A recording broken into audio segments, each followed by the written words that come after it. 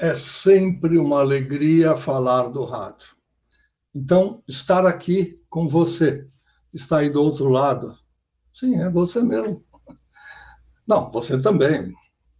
Tem muita gente olhando no mesmo momento, isso é muito bom. O importante é o conteúdo. O rádio sempre foi um veículo que levou conteúdo às pessoas, razão pela qual ele fez parte da cultura e da educação de muita gente. Diz-se que educação a gente traz do berço, mas ouvindo em casa o rádio com o papai e com a mamãe, a gente aprendeu muito. Hoje eu não posso dizer que essas coisas continuem exatamente iguais. Mas como nós estamos aqui para falar dos 100 anos do rádio, nós vamos convidar uma amiga que tem um nome muito interessante, um sobrenome muito querido, é uma coisa pessoal, mas me diz respeito de coração a uma família que eu conheci, com quem eu convivi e que fez parte da minha vida. Débora Santilli é a nossa convidada de hoje. Vem para cá. Oi! Que delícia ter você estar aqui. É muito legal. Eu vou explicar para as pessoas, porque fica tudo muito no ar, né? Não tem YouTube para explicar, não tem Wikipédia para explicar. A Débora é da família Santilli, uma família conhecidíssima, e eu tive o prazer de conviver com o pessoal da família Santilli, o seu Zeca Santilli, como a gente chamava, assim, intimamente. Tio Zeca, como eu chamava. Tio Zeca. Era o deputado federal José Santilli Sobrinho, que foi prefeito de Assis, que foi vereador, enfim, ele teve uma carreira longa e depois se tornou deputado federal, fez muito pela educação. Casado com Maria Aparecida Brando Santilli, uma educadora de nível altíssimo, ela foi da FEFELESH, como se chama hoje, Faculdade de Filosofia, Ciências e Letras, e ela era a número 1 do professor Antônio Soares Amora, que chegou a ser diretor educativo da TV Cultura, São Paulo, na nova fase. Enfim, era gente de altíssimo nível, graças a Deus. E um dos filhos, o Marcos Brando Santilli, que a gente conheceu como Zézio, era contrabaixista do meu primeiro conjunto de rock. Eu tive alguns pecadilhos no passado, mas eu não vou tocar muito nesse assunto. O que interessa é que, com o passar do tempo, eu descubro que a Débora é prima do Zézio, é prima da Maria Raquel Brando Santilli, a Kel, enfim, gente que fez parte da juventude da gente, que ainda é amigo da gente hoje, e ela veio para o meio do rádio. Isso é que é gostoso. Então, é sobre isso que nós vamos falar. Agora, eu quero saber da Débora como foi o começo, onde você nasceu, se você é de Assis, se você é de outro lugar. Pode contar à vontade. Se eu precisar interferir em alguma coisa, é porque eu ou não entendi, ou porque eu quero saber mais. Vamos lá. Olha, Luiz Fernando, eu só posso dizer que é um prazer estar aqui. E esse mundo é realmente pequeno, né? Você vê como as pessoas acabam se encontrando. Nós nos encontramos no lançamento do livro do Bob Floriano, se não me engano, e conversamos sobre isso, sobre a minha família, o tio Zeca, a tia Cida, além de serem meus tios, o tio Zeca era irmão do meu avô materno, eles eram meus padrinhos também de batismo. E eu tenho um carinho muito grande por eles. A tia Cida me ajudou, inclusive, num trabalho, né, hoje chamam de TCC, de conclusão de curso na faculdade. Eu concluí letras com habilitação em tradutor e intérprete no ano de 1986. E, claro, a tia Cida não poderia faltar no meu trabalho de conclusão de curso. Pela educadora, como você já citou, você já fez toda a apresentação dessa família. E é uma honra estar aqui, é uma honra ter sido convidada por você e saber dessas coincidências todas. Isso é uma delícia, realmente. Eu comecei no rádio. Você me perguntou do... Tá vendo? Já estava pulando Onde a nasceu? história. Você me perguntou onde eu nasci. Olha, foi uma grande coincidência. Eu até brinco com os meus amigos, eu brigo com a minha mãe um pouco, porque meus pais estavam morando em Los Angeles E eu falo para minha mãe, com 7 meses, você volta para o Brasil, especificamente para Assis, e me tirou, né, a cidadania americana. A gente não sabe o que pode acontecer na vida, não é verdade? Então, eu brigo com a minha mãe hoje para falar, poxa, mãe, você me tirou uma baita oportunidade. Com 7 meses, ela voltou para o Brasil e eu nasci em Assis. Então, Luiz Fernando, de Hollywood para Assis. Eu nasci na maternidade da Santa Casa de Assis, como muitos da minha família. Fiquei lá até os 3 anos de idade, depois vim para São Paulo. Meu pai começou um trabalho na Ford e ele sempre adorou música. Essa é uma curiosidade. Meu pai sempre gostou muito de música. Quando ele voltou dos Estados Unidos, ele trouxe muitos LPs na época, dos Beatles, que eram a onda, né, do finalzinho dos anos 60. Então, essa fase foi muito interessante, porque meu pai sempre foi apaixonado por música. Beatles, Frank Sinatra. Uma outra curiosidade, ele morou num apartamento que foi da Ava Gardner. Olha só, então tem histórias para contar assim maravilhosas. O meu pai era um homem muito comunicativo, ele sempre gostou de conversar, de viajar, de fazer amizades. E nessas amizades, ele acabou conhecendo um americano, Mr. Dunn, e esse americano também me fez pegar o gosto pelo inglês. Eu sempre gostei muito de inglês. E, no final, acabei fazendo a faculdade de letras com habilitação em tradutor e intérprete. Aí vem a sua pergunta, mas como é que você começou no rádio fazendo uma faculdade de letras? Porque eu adorava a tradução simultânea, sabe? Eu achava aquilo máximo, as pessoas tentarem acompanhar a velocidade de quem estava falando e na mesma velocidade, e, claro, com muita clareza, né? Aliás, usei a palavra 2 vezes, com muita clareza, a pessoa explicar e traduzir o que se fala num evento especial. Então, esse sempre foi um lado muito, muito apaixonante para mim da tradução. Por isso, eu até, por indicação de uma das minhas professoras do colegial, eu fiz a faculdade de letras. Mas eu também tinha prestado jornalismo. Vou interferir um pouco, porque nós vamos falar mais para frente da dificuldade. Isso é uma coisa que a gente pode ensinar às pessoas e pode até abrir caminhos para quem gosta da ideia. Eu acho que tradução simultânea é uma coisa muito difícil. Eu vou falar disso mais para frente. Primeiro eu quero falar do rádio. Depois, claro, quando eu chegar na parte das amenidades, lembra da gente voltar a conversar, porque eu, durante muitos anos que eu me meti a ser repórter, principalmente nas emissoras de FM, que o repórter é outra coisa, não é a mesma coisa da reportagem do AM, então a gente entra lá para contar a historinha, o que está acontecendo no show, na brincadeira, para falar com o ouvinte, nas promoções e tal. Eu me lembro exatamente quando meu querido, e hoje bastante saudoso, Arnaldo Sacomani. Arnaldo Sacomani, nossa, vocês eram meus ídolos, querido, vocês realmente foram meus ídolos. Obrigado. Lá em 82, nós fizemos muitos shows juntos. Então, havia um momento em que ele estava num ponto, vamos dizer, lá no Morumbi, ele estava num dos gols, eu estava no outro. Né? Sim.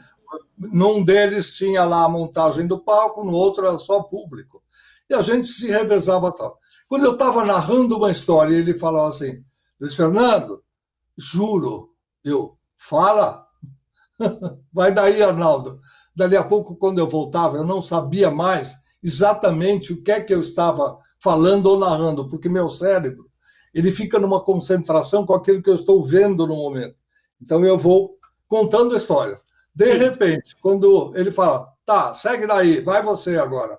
Eu tenho que sair falando outra coisa, porque aquele assunto, para minha cabeça, já era. Nós vamos falar disso depois.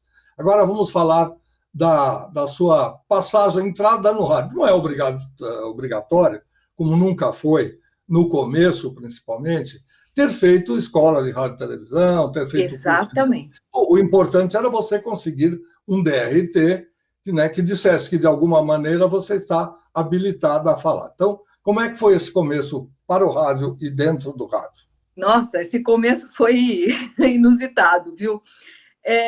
Na verdade, eu tinha entrado em contato com o Sérgio Boca, que, coincidentemente, também é meu primo de quarto, quinto grau. Essas coincidências da vida. Eu tinha falado com meu primo sobre a possibilidade do meu namorado, na época, começar a carreira de locutor, que era ele quem queria ter começado essa carreira de locutor. Eu fui de bico. Conversamos, conheci a Rádio Metropolitana, porque nós participamos numa equipe de uma gincana que durou, se não me engano, 10 fins de semana. E nós éramos a equipe irada, participando dessa gincana na Rádio Metropolitana, com Silvio Sanzoni comandando, e ganhamos todos os episódios, eram 10 microcomputadores, os computadores estavam sendo lançados, era a maior onda na época, e foi lá que eu conheci a família Sanzoni, foi na Rádio Metropolitana, participando dessa gincana. Voltei um ano depois, já não estava mais com aquele namorado, voltei um ano e meio depois, não lembro exatamente, eu sei que era no finalzinho do meu último ano de faculdade. Encontrar os bons amigos que eu tinha feito naquela época de participar, né, da gincana, Edu Lima, Jacques Zanzoni, pessoas que estavam lá e que eu reencontrei, e o Jacques me fez um convite imediato. Você não quer trabalhar com a gente como produtora? Eu tenho uma vaga aqui, preciso de uma pessoa que escreva bem e tal. Falei, nossa, eu estou no fim da faculdade e, olha, foi difícil, viu? Porque eu tinha acabado de receber uma bolsa para UCLA. Olha só que loucura. Então, para você ver que a paixão pelo rádio é algo que você não pode contestar, eu não tive outra saída senão aceitar. Eu era apaixonada pelo rádio, Luiz Fernando, desde os, sei lá, meus 11, 12, 13 anos, eu vivia com um gravadorzinho, sabe, gravando as músicas do FM, eu era louca, acompanhava todo mundo, eu ficava realmente ligada o tempo todo em rádio. Minha mãe falava, você é movida à música. Não era só a música que eu era movida aos locutores, eu gostava de ouvir tudo que vocês tinham para falar. Então, a minha paixão era rádio, e eu abri mão dessa bolsa na UCLA para começar a trabalhar em rádio como produtora na Rádio Metropolitana FM de São Paulo 98,5. Depois de produtora, passei a locutora. A descoberta foi do Paulo Sérgio Souza, o Paulinho Souza, que você também conhece, claro. E eu comecei a trabalhar em parceria com o Rogério Júnior. Eram locutores de dupla. Naquela época começou, né, essa febre de locutores de dupla feminino e masculino. Então, era assim, era uma dupla, a Débora e o Rogério, depois a Débora e o Marco Feneriche. Nós fizemos essa parceria na Rádio Metropolitana, deu certo, peguei um horário só meu depois. E essa passagem durou mais ou menos 3 anos e meio, por aí. Fui para a Globo FM, chamada pelo Peixinho, que era o diretor artístico, ficava no Rio, na 98, né? na Globo FM do Rio de Janeiro, também indicação do Paulo Sérgio Souza. Olha só como esse homem foi importante na minha carreira, indicando, ele gostava muito da minha voz, gostava do meu dinamismo, gostava do improviso, então essa indicação dele foi muito importante. Os amigos são importantes nessa época, e às vezes nem amigos, porque ele só me conhecia profissionalmente e gostou da minha voz. É assim, você acredita nisso? Claro que eu acredito, até porque eu conheço esse querido amigo comum desde pequenininho, eu trabalhei com o pai dele. Tá? O Paulinho vem de uma família de radialistas, eu fui colega do seu pai, Paulo Sérgio. Porém, depois a vida mandou um para cada lugar, a gente acaba se desligando e não continuando, não digo amizade, mas a trabalhar junto. Tem um espírito de repórter aqui dentro que está perguntando, apenas por curiosidade, e para a gente não deixar o nosso ouvinte, que está aí do outro lado, o nosso Pergunte o que você acompanhante, quiser. vou perguntar. Não precisa dizer nome, mas aquele locutor que você iria ajudar a ser locutor, ou melhor, aquele namorado que iria ser locutor, ele foi bem na carreira profissional, ele seguiu ou ficou por aí?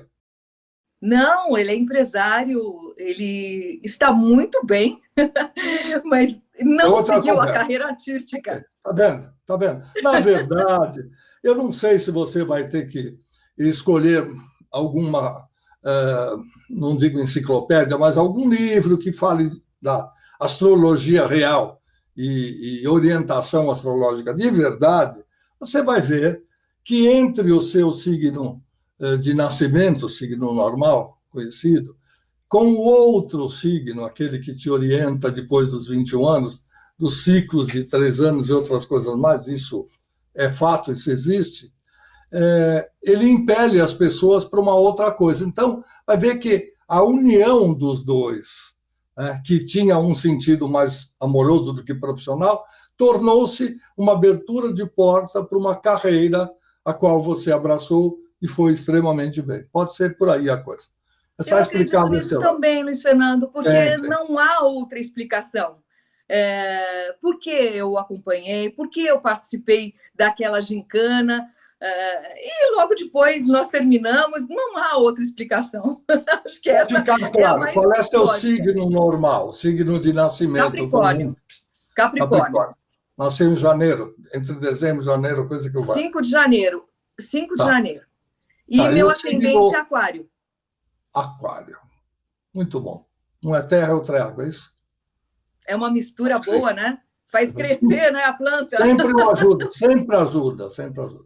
Mas vamos prosseguir. Então, a Débora já tem seu horário, né? Essa coisa da dupla é curioso. O rádio, às vezes, tem umas manias de um copiar o outro porque acha que dá certo. Lá nos Porque Estados tinha isso Unidos na já se época, né? fazia. Você lembra? As duplas começaram É, naquela época, no final dos anos 80. ainda aquele problema do ovo e da galinha continua, porque ninguém sabe exatamente quem é que começou. A ideia, diz o anedotário do rádio, que ela surgiu da Rádio Cidade entre Sandra Grotti e Otávio Seschi Júnior, seria isso, e em seguida que o Tutinha teve um insight, ou seja, ficou sabendo e falou, então vamos fazer uma dupla aqui, Emílio Surita e Mônica Venerabile. Dizem, né? Eu estive nas duas emissoras, na Jovem Pan no começo, depois na Cidade, e depois eu voltei para a Pan para fazer a parte de promoção, simplesmente. Estava meio parada lá pelos anos 86, 87. E aí, eu não posso dizer exatamente, porque eu não estava na cabeça do Tutinha, não estava sob a direção do Tutinha para dizer se ele ficou sabendo ou não. De um lado disse que a ideia surgiu na PAN, do outro lado dizem ou que os dois foram beber na mesma fonte. Enfim, tem um que me disse aí que diga ou que defina que a coisa começou numa, em seguida foi furada pela outra, ou seja, não chegou a colocar no ar, a outra já começou, aí pôs no dia seguinte essas coisas. E o resto... Então, isso você quer dizer que a Metropolitana foi a terceira? Então... Não sei se é a terceira, ou a quarta ou a quinta, porque eu não posso dizer para você, eu não tenho essa história. Eu não tenho como reafirmar isso, porque eu estava em outra área. Certo. Área de promoção, você fica na rua o dia inteiro, você não sabe o que estão tramando os nossos chefes, os nossos dirigentes e tal. Não posso dizer com segurança. Agora, sei que foi nesse... Não era uma dupla feminina e masculina, né? Era uma dupla mista, na verdade. Né? Tinha que a ser. Dupla mista. Exatamente. Mas vamos em frente, siga. Já interrompi o suficiente. Mas... Aí você tem... Pode falar, pode perguntar de onde você parou. O que eu quero continuar a saber de você, eu já fiz 2 intervenções, eu não quero tirar o seu raciocínio. Aí, quando você já estava com horário próprio, né, na metrô, como foi a sequência? Depois, por que saiu? Eu acho que eu cumpri a minha a minha missão na Metrô. Acho que eu cumpri a minha missão, houve uma troca de coordenadores, e foi nessa troca que eu acabei saindo. Claro, os coordenadores levavam os locutores preferidos, e o coordenador que entrou talvez já tivesse os seus locutores preferidos, e naquela época eu acabei saindo. Mas foi tão gostoso receber uma ligação do Peixinho, né? O querido Mário Henrique, eu nunca mais tive contato com ele, uma pessoa simpaticíssima, alegre. Eu recebi uma ligação do Peixinho em casa um mês depois de ter saído da Metropolitana, com aquele sotaque carioca, falando comigo: olá, eu sou o Peixinho, e eu achei que fosse um trote, né? Falei: Peixinho? Eu não o conhecia. E quando ele se identificou, falando quem era e o motivo, nossa, eu me surpreendi e percebi que não era um trote. Ele já marcou imediatamente uma reunião comigo em São Paulo, na Globo, saudosa Globo FM, na Rua das Palmeiras, que estava mudando de programação. A programação era popular, a rádio era, se não me engano, aquela Globo patrocinada pela Shell, Exced, era uma marca, eu não me lembro direito, era a Globo Exced, que eles até colocavam o nome do patrocinador junto com o nome da rádio. E a rádio mudou de perfil. A rádio se transformou numa rádio elitizada, para a classe A, B. Então, tocava muito soft rock, músicas brasileiras de altíssimo nível. Você ouvia aquela rádio, era um primor, né? Como diziam na época, jazz, soft rock, músicas instrumentais. Era uma rádio que tinha uma seleção de músicas belíssima, uma seleção primorosa mesmo. E você sabe, né? Não era uma rádio comercial. E quando não é comercial, não gira. O departamento comercial queria vender, a rádio se tornou, em algum tempo, a Rádio X mudou de nome novamente e se transformou na Rádio X com um show maravilhoso no ginásio de Ibirapuera.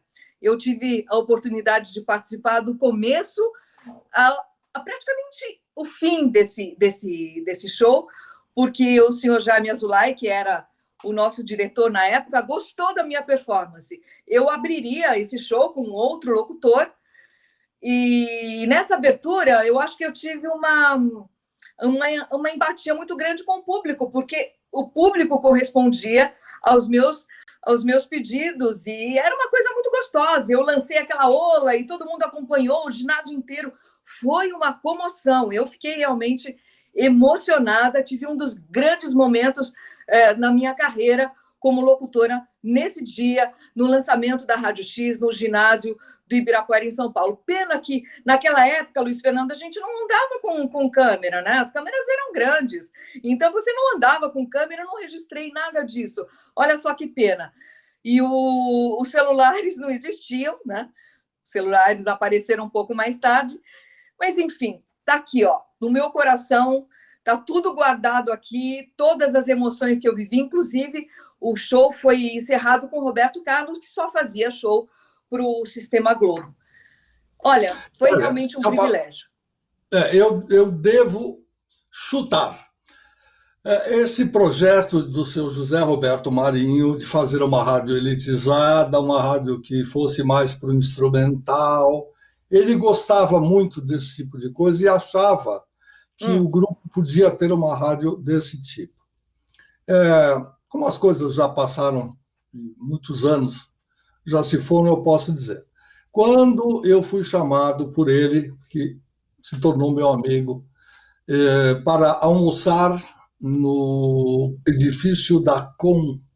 Sim. Da Com. Tem gente que se lembra, tem gente que não sabe do que se trata. Eu me lembro porque eu fiz. Depois você me pede para contar também do edifício da Com. Ok, são dois asteriscos aí para daqui a pouco. Lá no Dacom tinha um belo restaurante e fica na confluência da 9 de julho com a... Como chama ali? Avenida Europa. Faria Lima. E Faria Lima, É uma trifurcação bárbara. Hoje tem o túnel do seu Fernando Vieira de Mello, etc, etc. Muito bem. Ali, naquele edifício, ele falou, olha, eu sei que você já trabalhou no sistema Globo Excelsior. Eu falei, não. Quando eu trabalhei era meramente Rádio Nacional, Rádio Excelsior, não tinha Globo aí. Eu sou bem lá de trás. Mas eu sei mais ou menos como é a situação. Vamos lá, o que você quer? Eu gostaria, você tem algum sucesso aí nas emissoras de São Paulo, eu sou do Rio, não conheço nada aqui, a gente gostaria de ter uma pessoa de São Paulo cuidando e tal, tal, tal. Você toparia fazer da antiga Excelsior FM, depois Globo FM, alguma coisa assim nesse sentido? Eu falei, tudo pode se estudar. Eu, a princípio, acho que essa não é uma rádio para dar dinheiro em termos de popularidade. Agora, se você conseguir um bom time de vendas que vá para o pessoal que tem dinheiro, do mesmo jeito que é o Dourado AM, que vende diamantes Antuérpia, eu citei isso aí. Não é normal. Pode ser amizade, mas vamos para lado nenhum, não. Eu falei, então, desse jeito não vai dar. Desculpa, mas eu paro aqui porque eu não tenho condição de continuar, sinceramente. Aí ele, então tá bom, ficamos amigos e continuamos e tal. Só para citar um detalhe. Mas foi feita uma ligação com uma agência de propaganda que fez o concurso da Rádio X e tal. Provavelmente essa agência que fez o show, ela deve ter as gravações, o registro e tal. Não sei quem é, nem quem foi, mas um dia você talvez consiga descobrir. Olha aí, você me deu uma ideia. Quem sabe agora a gente não possa procurar isso, não? Vai ser maravilhoso encontrar. Pode prosseguir, vou ficar quietinho. Ai, não, eu gosto quando você me pergunta, porque assim eu vou tendo as ideias. Você viu, você foi até a agência que executou esse projeto do show, né? Agora, que parte você quer que eu dê continuidade? Não, você seguiu na Globo até que você disse aí, quando ela mudou, eu fui do começo ao fim do show. Isso. Não, a sua empatia, a sua ligação com o público, ela sempre existiu. O sucesso seu no rádio é isso. Tá em você. Né? Por onde você for, você vai levar. Mas o que eu quero dizer é que não souberam aproveitar, provavelmente, e não souberam fazer de você uma líder de horário, né, que pudesse, numa linguagem mais popular, numa linguagem de uma rádio que tocasse músicas um pouquinho mais próximas da grande população, do gosto dessa população, e fazer um pouco mais do sucesso. Tanto é que a rádio, de uma hora para outra, saiu de Globo, foi para a Rádio Shell, como você disse, ou algo parecido, depois foi para a Rádio X e depois foi para a CBN. Aliás, dizem que o Zé Roberto chegou uma hora e falou, eu não aguento mais gastar dinheiro com essa rádio. Liga na Rádio AM que está aí, a CBN, e deixa repetir. Você lembra disso? Era a rádio que tocava notícia, né? A CBN. Isso foi exatamente essa tradução que você deu agora. Deixa tocar notícia. Não foi isso? Então, a rádio que toca notícia virou a CBN. Mas foi importante para mim essa passagem pelo Sistema Globo de Rádio. Eu tive muito contato com artistas, com as pessoas que faziam shows, com os divulgadores. Eu fiz muitas amizades. E uma lição que meu pai sempre me deu foi seja humilde, minha filha, porque a humildade te leva a lugares inimagináveis. E é verdade. Desde a Dona Emília, que servia cafezinho lá no Sistema Globo de Rádio, até os cantores que frequentavam a emissora, eu tratava todo mundo bem, com a mesma educação, com a mesma humildade, porque é assim que você conquista o seu espaço. Não adianta nada você virar o rosto para as pessoas mais simples, porque são elas que te fazem crescer, não é verdade? O apoio, o impulso vem de todos os ouvintes, não vem dos cantores, né? Aqueles que você toca na rádio. Não, vem dos ouvintes, né? Vem da maioria, vem do povo. E isso eu sempre levei no meu coração. Esse contato com as pessoas, eu tinha prazer em receber ouvintes no estúdio, porque nós participávamos com o ouvinte diretamente, e era gostoso. Inclusive, eu recebi, há 2 semanas, uma gravação da época da Globo FM, ou melhor, desculpe, da Rádio X, que tinha a participação do ouvinte ao vivo, no estúdio, escolhendo a sua programação. E esse ouvinte me encontrou no Facebook e me enviou essa gravação há 3 semanas. Aqueles registros que eu gostaria tanto, hoje eu tenho pelo menos um deles, Luiz Fernando, uma gravação da programação do ouvinte da Rádio X, da saudosa Globo, aqui de São Paulo. É interessante, né? Por isso que eu acho, vale muito você conquistar as pessoas, vale muito você ter contato com elas, conversar com elas. E o rádio foi uma grande escola para mim. Eu sempre fui uma menina tímida. Pode não parecer, né? Mas eu sempre fui. E o rádio me deu essa experiência de conversar com as pessoas, até ser um pouco psicóloga, porque eu recebi muitas ligações de ouvintes que me pediam conselhos. Aliás, eu fiz um pouco disso também na Metropolitana. Eu tive um programa chamado Palavra de Mulher, e esse programa eu respondia às cartas de ouvintes falando sobre a vida, falando sobre sentimento, falando sobre amores frustrados, e no fim eu dava o meu conselho. Naquela época podia, hoje não pode mais, hoje tem que ser psicóloga para fazer isso, né? E eu dava o meu conselho e encerrava com Palavra de Mulher.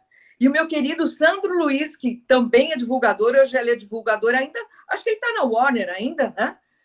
E ele participava comigo, era o meu produtor parceiro, nós fazíamos juntos esse programa Palavra de Mulher. Então, você acaba misturando um pouco as bolas. Voltei para falar da Metropolitana, mas porque calhou também esse assunto. O ouvinte é quem faz o nosso nome, não é verdade, Luiz Fernando? Sim, sem dúvida nenhuma, ele é a base, né, da nossa existência, porque se nós fizermos rádio para nós mesmos, ou para uma elite, ou para os amigos e tal, a gente já tem na história desses 100 anos do nosso querido rádio algumas emissoras que foram feitas para um grupo, para uns amigos e tal, mas não renderam. Como o dinheiro, como financeiro, porque esse lado é importante, porque o rádio custa caro. A confecção do rádio, o rádio é uma coisa, a princípio, até artesanal, e ela tem seu custo.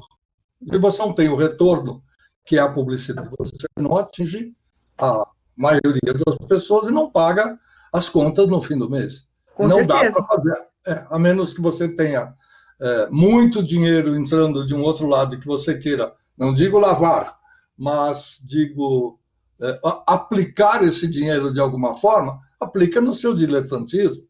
Então você faz o rádio para um grupo de pessoas que gostam, não é o grupo que gostam, viu? De vez em quando tem uma ou outra pessoa que acha que pega a gente pela palavra, então eu, às vezes, preciso explicar as concordâncias que eu faço. Eu também, é singular, às vezes, mas volto pessoas... para explicar. Eu também sou como você, perfeccionista.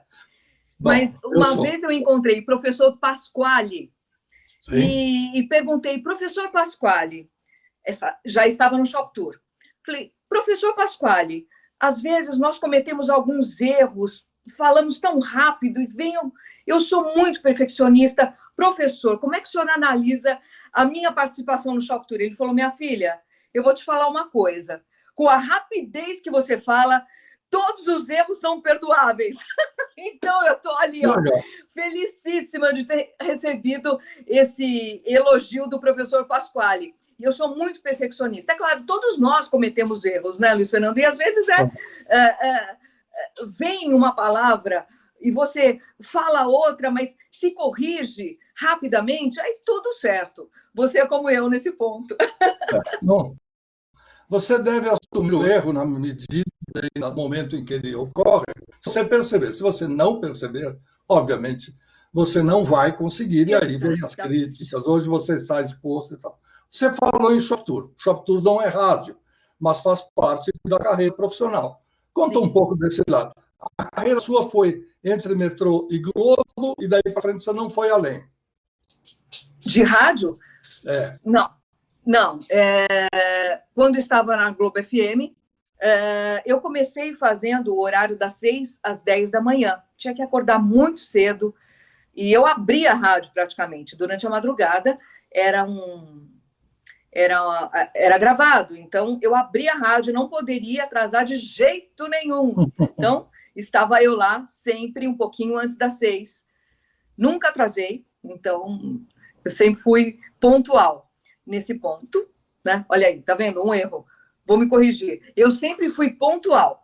Então, a partir daí, das 6 às 10 da manhã, um diretor do Shop Tour me ouviu indo para o trabalho e tentou entrar em contato comigo para que eu fosse voz padrão do Shop Tour. Eu falei, nossa, que presente, né? Voz padrão de um programa de TV, que maravilha isso. Fui conversar com ele e realmente me contrataram. Eu comecei a fazer a voz padrão do Shop Tour, comecei a fazer esperas telefônicas, né? Você ligou para o Shop Tour. Peça a sua informação, eu não me lembro quais eram as palavras, mas era sempre assim, você ligou para o Shop Tour.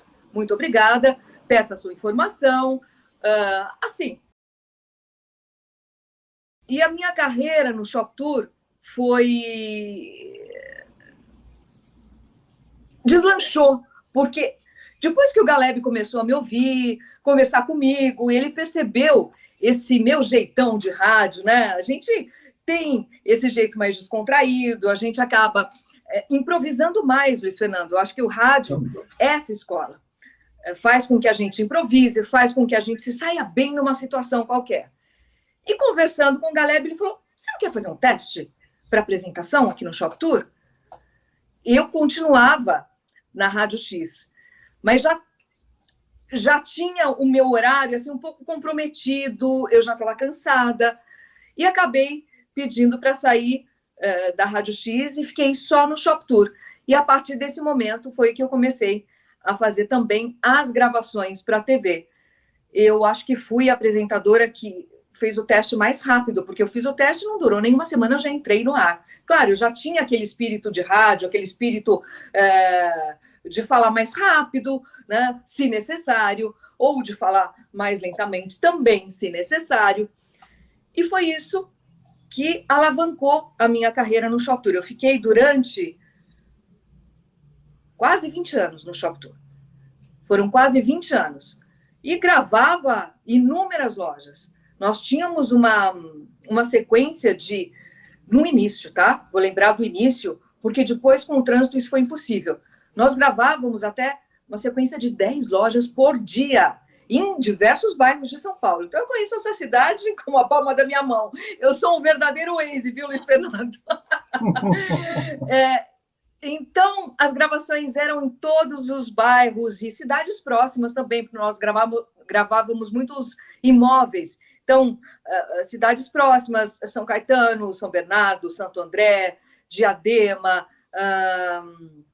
Jundiaí. Fiz viagens longas também. Inclusive, pelo Shop Tour, eu fui fazer treinamento em Curitiba, com a equipe de Curitiba, fiz treinamento em Santos, fiz treinamento da equipe também de Belo Horizonte, fiz algumas viagens pelo Shop Tour. E foi uma outra escola maravilhosa, além do improviso, né, com a voz, esse traquejo, eu também tinha que me posicionar olhando para a câmera, né, de uma forma que eu não me deixasse intimidar pela câmera, porque a câmera intimida, pode ser a câmera do celular. Hoje as pessoas já estão super acostumadas, principalmente com a câmera do celular.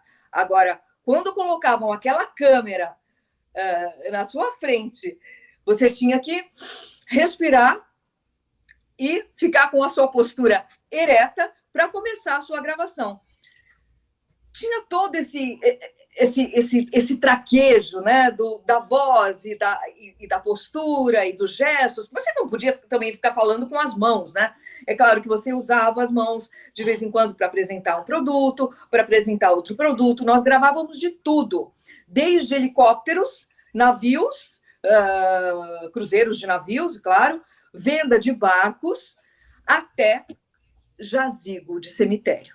Então, era um desafio e tanto. É claro que jazigo de cemitério, eu me lembro de ter gravado uma vez durante todos esses 20 anos de Shop Tour. Mas foi uma época em que se falava muito para as famílias se anteciparem ao sofrimento e não deixarem tudo para a última hora. Mas olha que desafio, hein? Já pensou no finalzinho da gravação falar, vem para cá? No cemitério. Então, essas coisas você tem que também tirar de letra, porque não é fácil você gravar agora numa loja de carros, depois num cemitério e depois numa loja de roupas. Então, eu deletava a loja anterior para poder seguir na próxima e ter todo aquele improviso e conseguir compilar toda a informação de uma vez só para poder passar para o telespectador. Bom, eu acho curioso isso, quando você fala que a câmera intimida, eu acho que nem sempre é a câmera, é por causa da câmera. Mas a gente se intimida porque a gente sabe que tem alguém olhando do outro lado. E aí começa. Se bem que a televisão é isso, o que nós estamos fazendo é isso, né? Ainda bem que tem alguém do outro lado olhando para a gente. Então a gente tem que ser natural, tem que ser ponderado, não pode exagerar para um lado nem para o outro, mas tem que convencer, tem que conversar com a pessoa de alguma forma e ser natural. Está caindo o fone, você coloca o fone no lugar. Hoje a gente usa fone sem fio, mas de qualquer maneira é importante que você tenha, na pior das hipóteses, o controle da sua situação, né? Uhum. Quem está vendo a gente não sabe o que está acontecendo, mas muitas vezes, quando você aperta o fone ou clica no fone, entra uma outra gravação, entra um outro sinal, você tem que continuar falando e tem que se livrar dessa outra coisa que ocorreu no mesmo momento, porque ela está no mesmo canal, na mesma conexão. Bom, já falamos da Débora, a garotinha que lá em Los Angeles, aliás, temos que falar disso também, né, do bilíngue. Na verdade, acho que os 7 meses de gestação que sua mãe teve em Los Angeles, você já ouviu inglês nativo, né, a 3x4. Então, já ajudou a vir com aquela cognição. O fato de nascer em Assis ou em outra cidade, acho que não mudaria muito, né? O que valeu foi aquele momento. Agora, terminando o Shop Tour, teve mais alguma coisa assim marcante na sua vida? Você fez papel de mestre de cerimônias, foi convidada aí ou seguiu uma carreira nesse caminho, fez televisão, me parece que sim. Conte mais um pouquinho para a gente entrar nos asteriscos, porque o programa nós vamos ter que encerrar, né?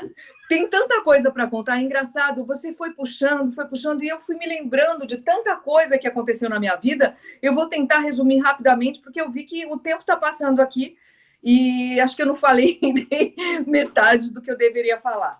Depois do Shop Tour, eu fui convidada para trabalhar na Record. Minto, não.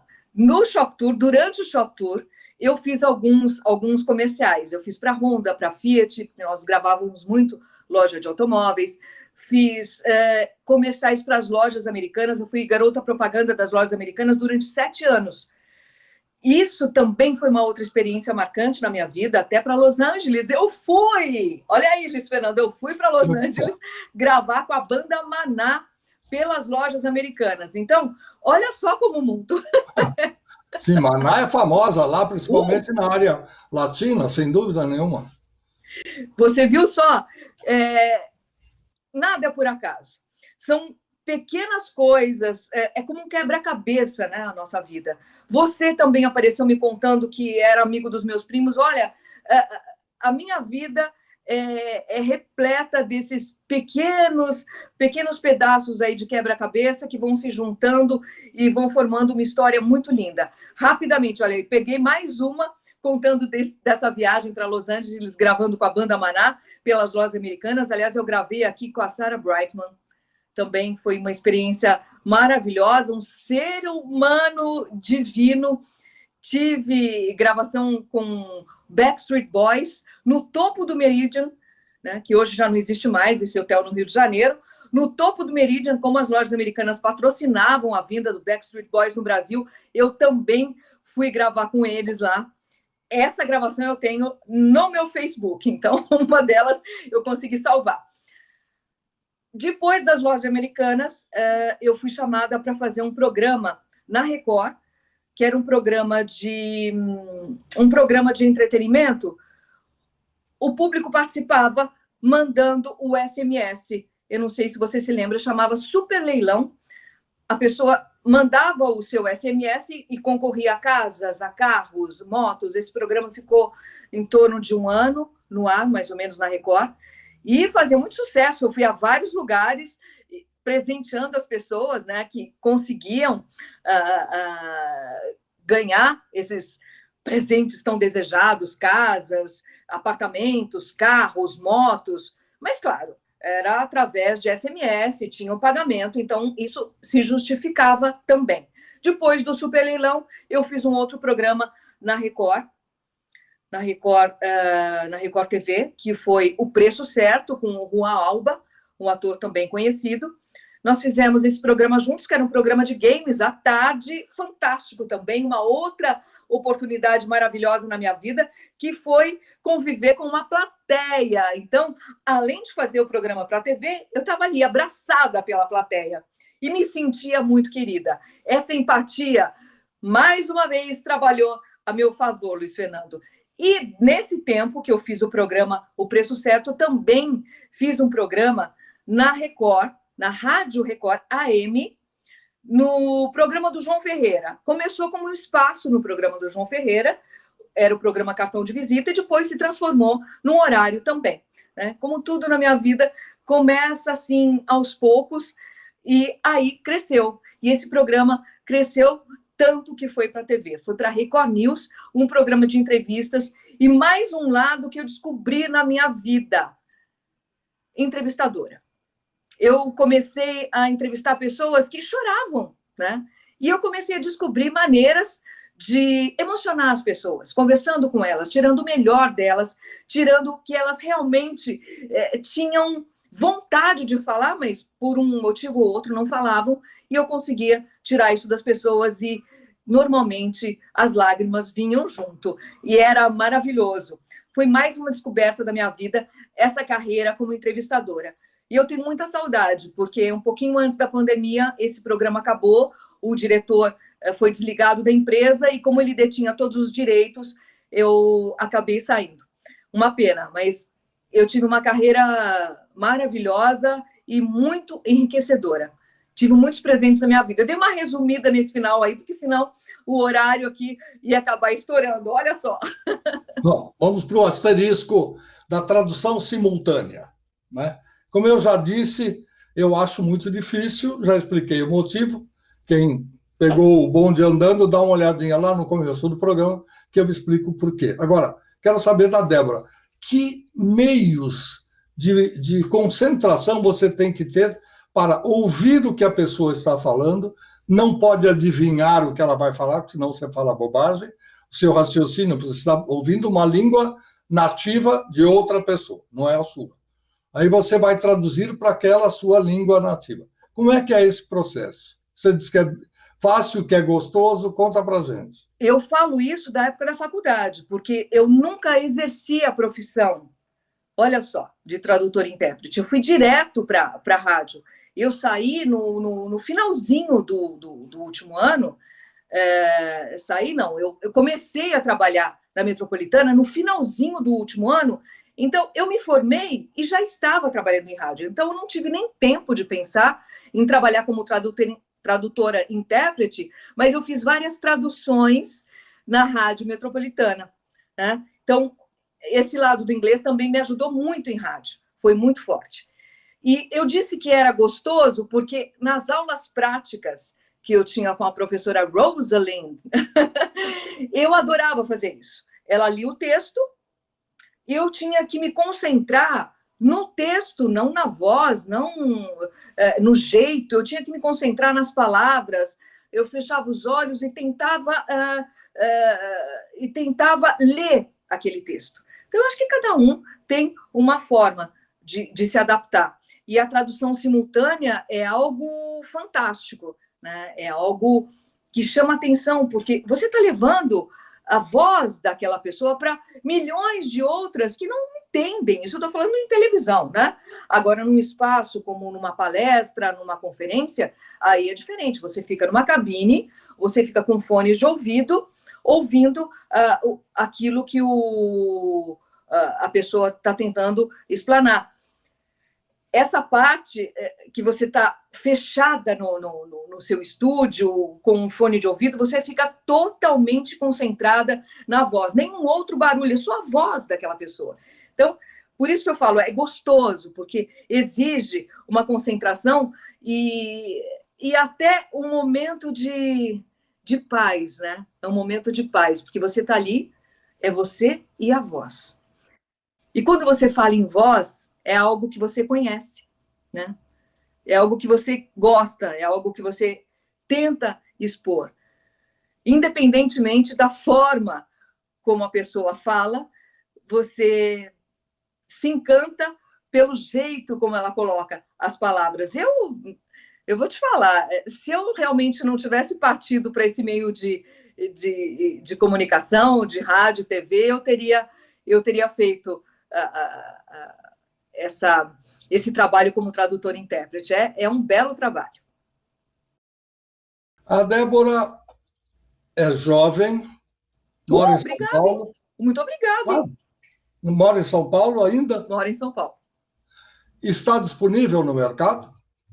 Estou disponível. Falei para você agora há pouco que, depois que eu saí da Record, desse programa, eu não fiz nenhum outro programa na TV. Eu tenho gravado para a Rádio Web Vintage, que é do Rogério Pacilhel, o Rogério Júnior, que foi meu primeiro parceiro em rádio na Metropolitana. Ele me convidou para fazer um horário, e eu faço um horário anterior ao do Paulinho Leite. Eu faço o horário, Luiz Fernando, que eu achava ideal para mim, que era das 10 às 2 da tarde. É esse horário que eu faço no Web Vintage, das 10 às 2, de segunda a sexta-feira. Vamos falar um pouquinho da rádio, porque o Rogério é um amigo comum de todos nós. Começou como locutor, depois partiu para a aviação. Hoje ele é um piloto importantíssimo do Sim. Grupo Latam. Foi ele que transferiu as vacinas várias e várias vezes Sim. de alguns pontos importantes, notadamente nos Estados Unidos, para o Brasil. E o Rogério é um entusiasta, não só pelo rádio, mas como pelo rádio tradicional. Ele montou uma emissora de rádio que é, por isso se chama Vintage, uma rádio ao estilo antigo. Quando ele compra alguma coisa nova, ele manda uma fotografia para a gente e fala: olha, tem aqui um arquivo de aço fiel, consegui trazer uma cartucheira de uma emissora americana, comprei lá num leilão, seja o que for. Então, vamos falar um pouquinho. A rádio está só na web e o que ela toca, Débora? A rádio toca basicamente músicas dos anos 70, 80 e 90. É uma rádio totalmente equipada com cartucheiras, com toca-discos da época dos anos 80. Então, se você entra no estúdio, você tem toda a caracterização da rádio daquela época. É muito interessante. As pessoas que acessam a Web Vintage, inclusive, podem ver as fotos também no site webvintage.com.br. E é incrível. Quando eu fiz a rádio ao vivo, eu tive essa oportunidade de poder operar, né, aqueles equipamentos daquela época. Claro que eu tive facilidade, porque eu conhecia. A única diferença foi inserir o computador também, para que a gente tivesse acesso às vinhetas, porque tudo está hospedado no computador, no programa especial que o Rogério tem. E ela toca músicas dos anos 70, 80 e 90, 24 horas por dia. Fernando Gasparetto tem a abertura da rádio, das 6 às 10 da manhã. Eu faço das 10 às 2. Paulinho Leite, o velho Milk, faz das 14 às 15. Às 15 entra o Rogério Júnior. E ele também faz um programa que é o Top Hits, às 18. O Delfis, com PH, o Delfis da Fonseca, entra às 19 horas, fazendo também um programa especial. O Sérgio Boca faz a tradução. O Edinho Barreto também tem uma participação especial. Quer dizer, nós temos ali uma série de locutores daquela época que participam na rádio Web Vintage. Muito bom. Chegamos ao final do nosso programa, do nosso gostoso bate-papo. Como você disse, passou rápido, né? Nossa, como passa. A gente não percebe, e o ouvinte também, quem está do outro lado. Aliás, ouvinte só não. Nós estamos em todas as redes sociais, você pode ver aí no cantinho os ícones de onde estamos. Nós estamos em podcast, só voz aí, no caso, é a tradução não simultânea, mas em voz apenas, sem a imagem de toda a nossa conversa, e sempre estamos sendo reproduzidos por outros sites que nos pedem autorização ou outros grupos que pedem para reproduzir, a gente vai para todos eles. Obrigado, Débora, pelo seu tempo. Só posso fazer uma colocação agora no final? Inclusive, eu esqueci de acender a luz. Eu estava com a luz do dia, agora estou aqui na escuridão, né? Eu ia dizer muito isso. escuro para você? Está sumindo. Você quer que eu acenda a luz rapidamente? Eu vou acender. Só um instante, essa coisa ao vivo. Nós fazemos aqui tudo acontecer da melhor forma. Vamos lá. Pronto, eu acho que agora melhorou. Estou voltando. Eu só queria fazer uma colocação. Agora melhorou, estou de volta. A escuridão tinha me comido, né, Luiz Fernando? Olha, você falou da Dacom. Eu só queria fazer uma colocação aqui.